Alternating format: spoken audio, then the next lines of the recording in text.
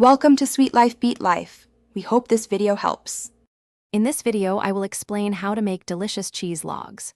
First, gather your ingredients: 8 ounces of softened cream cheese, 1 cup of shredded cheddar, and your preferred seasonings like garlic powder or onion flakes. Make sure your cream cheese is at room temperature for smooth blending. Also, decide on your toppings, such as chopped pecans or fresh parsley, to add texture and flavor to your finished log. Now let's get mixing. In a medium bowl, combine the softened cream cheese, shredded cheddar, and your chosen seasonings.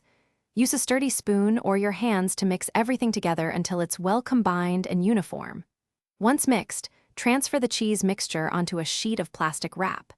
Gently shape it into a log, about 6 to 8 inches long, or a festive ball, ready for chilling. After shaping, it's crucial to chill your cheese log. Wrap it tightly in plastic wrap and refrigerate for a minimum of 2 hours.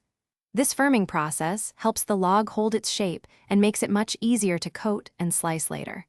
Once thoroughly chilled, unwrap the log and roll it in your prepared toppings. Press the toppings gently to ensure they adhere well to the cheese. Your delicious homemade cheese log is now ready to be enjoyed.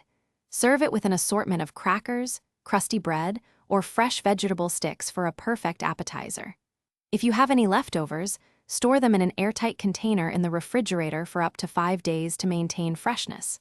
For those looking to simplify their meal prep, check the description below for a link to some fantastic leak-proof containers and other great deals.